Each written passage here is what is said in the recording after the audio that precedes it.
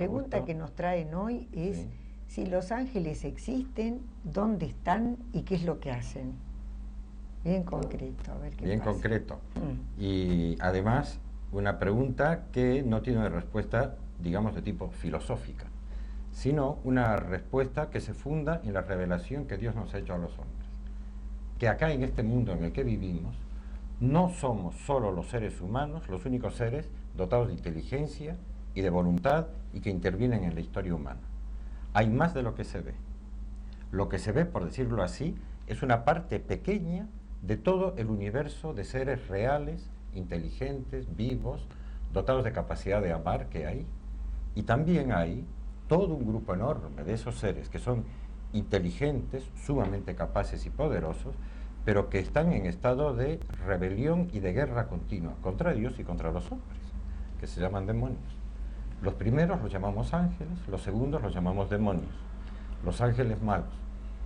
Cuando la gente habla de extraterrestres y preguntan, ¿no?, ¿existen o no los extraterrestres? Que más o menos vienen a preguntar seres inteligentes que no son como nosotros los seres humanos. La respuesta, hasta ahora que yo he podido, hasta donde he podido encontrar una respuesta, es que no hay ninguna certeza de que existan seres materiales, corporales, de la corporalidad que sea que tengan, y al mismo tiempo estén dotados de inteligencia y voluntad. No existen pruebas. Todo el mundo anda buscando, rastreando señales de vida extraterrestre. Hasta ahora no hay un indicio claro. En cambio, sí hay que decir que en este universo en el que vivimos existen seres inteligentes, sin cuerpo, pero con puro espíritu, que se llaman ángeles, los espíritus de Dios, que pueblan el universo. Y además tienen misiones delante de Dios. Miren cómo dice el Catecismo de la Iglesia Católica esta gran verdad sobre los ángeles. Dice así, el punto 328 del Catecismo de la Iglesia Católica, ¿no?, nuestro gran resumen de fe y también de historia de la Iglesia que tenemos. Dice así, la existencia de seres espirituales no corporales, que la Sagrada Escritura llama habitualmente ángeles, es una verdad de fe. El testimonio de la Escritura es tan claro como la unanimidad de la tradición.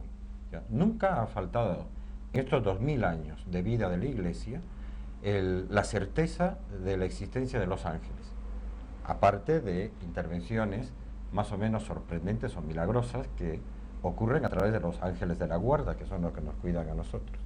Pero, como dice muy bien el texto, es una verdad de fe que está en el testimonio de la Escritura.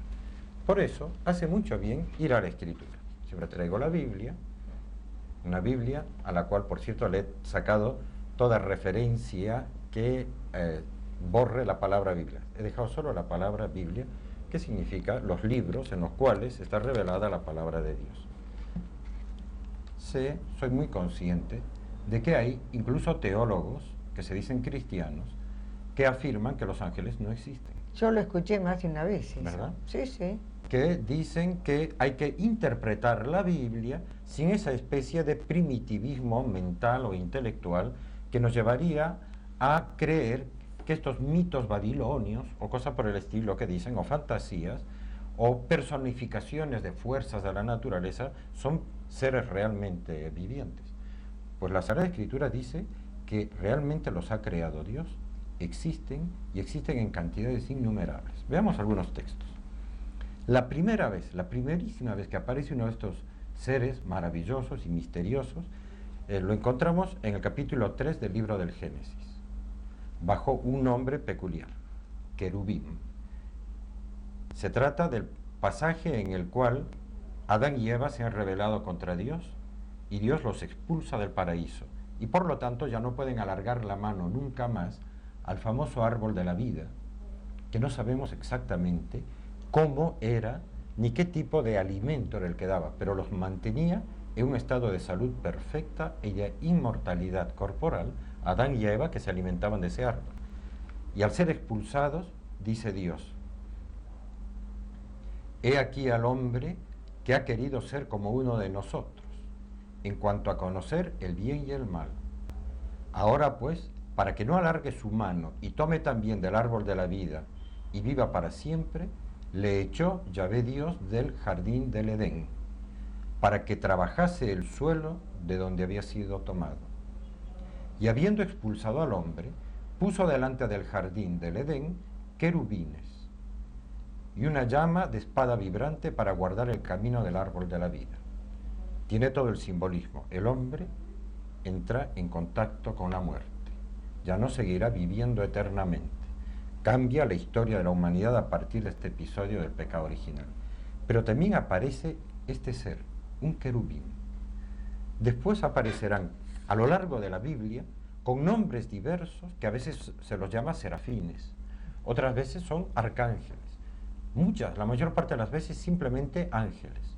San Pablo a veces dice que sus nombres son tronos, poderes, dominaciones. Realmente hay una enorme variedad y hay como una jerarquía muy grande de ángeles en la creación de Dios. Y algunos de ellos intervienen en la vida humana. Como si fueran de un ejército, generales, coroneles, algo por el estilo. ¿Puede tener algún sentido o no? Por lo menos hay, digamos, más perfectos y menos perfectos en cuanto al modo de ser. Pero no por autoridad, entonces. Por perfección, pero no por autoridad. A veces debe ser por autoridad, porque a veces algunos de ellos se los nombran como príncipes de la milicia del ejército, o sea, como una especie de generales, ¿no? De hecho, el libro del Apocalipsis, en el capítulo 12, nos dice que uno de ellos, de nombre Miguel, que es un nombre teóforo, que quiere decir ¿quién como Dios? Significa en hebreo, que Miguel era el príncipe o el comandante de los ángeles que resistieron la rebelión de Lucifer, que era otro ángel, también de una enorme perfección, que se rebeló contra Dios. Esos son los datos que tenemos, no tenemos muchos más detalles, pero sabemos que existen en esas jerarquías, pero intervienen en la vida humana. Miren un texto antiquísimo en el libro del Génesis, en el capítulo 19, un pasaje que yo sé que no es políticamente correcto citar, porque habla sobre la homosexualidad y la hace ver como un pecado grave que aparta de la amistad con Dios. Es el pasaje de la destrucción de Sodoma y Gomorra, dos pueblos que existían a orillas del actual Mar Muerto, y que efectivamente es un mar muerto. Es una zona, está al sur de Israel, en la cual no existe vida alguna, ¿no? Salitroso, desértico. Allá, unos casi 2000 años antes de Cristo, vivía Lot, en uno de los pueblos, con su mujer y 2 hijas. Tal vez, como me doy cuenta que se está acabando el tiempo, cuento la historia después, pero es muy impresionante ver cómo intervienen estos príncipes del cielo en la vida de los hombres. Por ahora, si me permite, hacemos una pausa. Bueno, padre, cómo no. Muchas gracias. Perdón.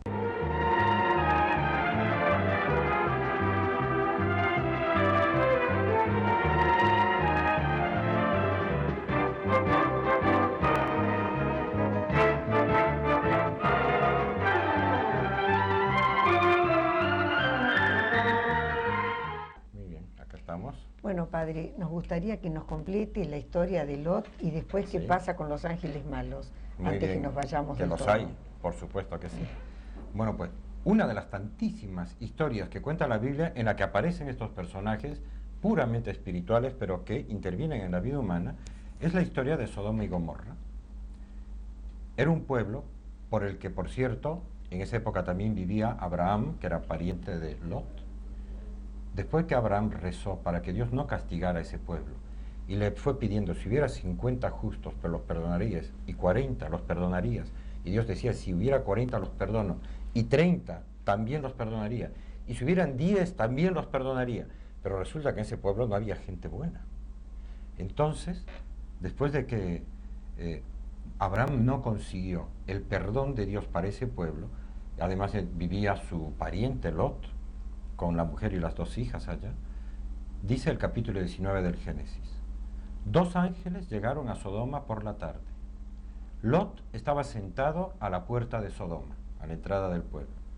Al verlos, Lot se levantó a su encuentro y, postrándose rostro en tierra, les dijo: por favor, vengan a mi casa, de este servidor vuestro. Y ellos dijeron: no, haremos noche en medio de la plaza. Pero tanto insistió Lot que se hospedaron en su casa. Al principio aparecen 2 viajeros corrientes, pero ya la Escritura dice que son ángeles. Todos los varones del pueblo se reunieron a la puerta de Lot, diciendo: a esos 2 extranjeros los queremos para nosotros. Era el pecado de sodomía, y se ve que no podía pasar ningún varón por Sodoma si no era atacado por los varones, o por estos varones homosexuales. Y Lot se negó en nombre de la hospitalidad. y les ofreció incluso sus 2 hijas, pero ellos no querían a las hijas, querían a los supuestos varones que había allá. Al amanecer, los ángeles urgieron a Lot diciendo: levántate, toma a tu mujer y a tus 2 hijas que se encuentran aquí, no vayan a ser también barridos por la culpa de la ciudad. Y como éste tardaba, ellos le asieron de la mano lo mismo que a su mujer y a sus 2 hijas, por compasión de Dios hacia él, y lo sacaron y lo dejaron fuera de la ciudad. Y después cayó fuego del cielo sobre Sodoma y Gomorra, y queda hasta ahora, ¿no?, ese lugar como maldito. Miren cómo el texto indica que a veces parecería que se impacientan, necesitan intervenir en la vida de los hombres con urgencia. Otro capítulo impresionante también del libro del Génesis, que me estoy remitiendo a los capítulos más antiguos de la Biblia, luego saltaremos a los del Nuevo Testamento. Si el tiempo lo permite. Si el tiempo lo permite. ¿No? Cuando Abraham, que era totalmente contemporáneo, tuvo ese hijo en su ancianidad, que era Isaac, y cuando tenía 7 años, Isaac le pidió, para probarlo, que lo sacrificara. Y le mandó al famoso monte Moriah, que es donde luego, mucho después, se construyó Jerusalén, y el Moriah fue también el lugar del Calvario. Abraham, casi 2000 años antes de Cristo, se puso en marcha, por orden de Dios, llevando al hijo para sacrificarlo. Y en el momento en que iba a descargar el puñal para matarlo, que San Pablo nos dirá que Abraham tenía tanta fe que estaba convencido que Dios le podía devolver vivo al hijo. Pues lo llamamos nuestro Padre en la fe. Ha sido la prueba probablemente más terrible que ha sufrido un hombre en la tierra. Al menos de este tipo de pruebas, ¿verdad? De alguien que hablaba con Dios. En el momento en que iba a sacrificar a su hijo, dice el capítulo 22 del Génesis, alargó Abraham la mano y tomó el cuchillo para inmolar a su hijo. Y entonces le habló el ángel de Yahvé desde el cielo diciendo: Abraham, Abraham. Y él dijo: aquí estoy. Y dijo el ángel: no alargues tu mano contra el niño ni le hagas nada, porque sé que obedeces a Dios y que no me has negado a tu hijo, a tu único. Y le impide hacer el sacrificio y le muestra donde hay un cordero o un ternero enzarzado y ofrece un animal en sacrificio. A partir de este primer libro de la Biblia, jamás dejan de aparecer estos personajes, los ángeles, que a veces, como dice el catecismo, combaten las batallas de Dios, a veces simplemente anuncian una vocación, otras veces ponen en marcha a alguien para que defienda al pueblo de Israel, o anuncian a una mujer estéril que iba a tener un hijo. Aparecen muchísimas veces. Pero lo terrible es ese dato, que es muy bueno que lo tengamos presente, que está en el capítulo 12 del Apocalipsis, que entre estos seres maravillosamente perfectos hubo un grupo enorme que se rebelaron contra Dios y se transformaron en demonios. Y dice así, por ejemplo, en el libro del Apocalipsis: vi a una mujer vestida de sol, ¿no? Es el evangelista San Juan que ve a la Virgen en el cielo, que ya ha estado en el cielo, que iba a dar a luz a un hijo. Y vi que se entabló una batalla en el cielo. Miguel y sus ángeles combatieron con el dragón. Y el dragón y los ángeles combatieron, pero no pudieron vencer, y ya no hubo lugar en el cielo para ellos. Y fue arrojado el gran dragón, la serpiente antigua, se refiere a la serpiente del paraíso, que también se llama Diablo y Satanás, y engaña al mundo entero, y fue arrojado a la tierra, y sus ángeles fueron arrojados con él. Y entonces oí una voz que decía: ay de la tierra y del mar, porque el diablo ha bajado donde ustedes, poseído de gran furor, sabiendo que le queda poco tiempo. Porque nuestras vidas son de una fugacidad increíble. A veces nos da la impresión que vivimos muchos años. Pero estos ángeles, que viven en una escala de tiempo tan distinta a la nuestra, saben que nosotros tenemos para hacer el bien, para salvarnos, para aprender a amar, muy poquito tiempo. Y pasar las pruebas que Dios nos pone. Y comparado con la eternidad, claro, no son nada. Son como los ángeles de Lot. Tratan de manotear y de meterse a ver si consiguen apartarnos de nuestro camino a Dios. Pero está revelado que existen. De ahí que hay que tener mucho cuidado con esos teólogos o pseudoteólogos. Yo hace poco estaba leyendo el escrito de un joven sacerdote que hizo unas cuantas materias en un instituto bíblico en Tierra Santa y regresó diciendo que no existen ángeles, que no existe el paraíso terrenal, que la Biblia todo lo que dice es figurado, que no hay nada histórico. La Biblia es clarísima y hay que interpretarla según a la manera en que la Iglesia siempre la ha interpretado, como palabra de Dios que ni engaña ni puede engañar tampoco. Los ángeles existen. y Satanás existe. Y el Catecismo de la Iglesia Católica, cuando habla de los ángeles, aclara que toda la Iglesia se beneficia de la ayuda misteriosa y poderosa de los ángeles. Desde la infancia, como dice Mateo 18:10, hasta la muerte, la vida humana está rodeada de su custodia. Y es verdad. El ángel de la guarda. Es el famoso ángel de la guarda, que no es un invento piadoso de alguna persona medio afiebrada. Es que realmente en el Evangelio de San Mateo, Jesús dice, al hablar de los niños, ¡ay de aquel que enseña a pecar a uno de estos pequeños! Porque os aseguro que sus ángeles están continuamente viendo el rostro de su Padre Dios en el cielo. O sea que tienen sus ángeles cada niño. Y enseñar a pecar a los niños, sobre todo de todos los pecados que se les pueden enseñar, que son horribles todos, el peor, por cierto, es decirles que no hay Dios, burlarse de la fe, hablarles en contra de Jesucristo.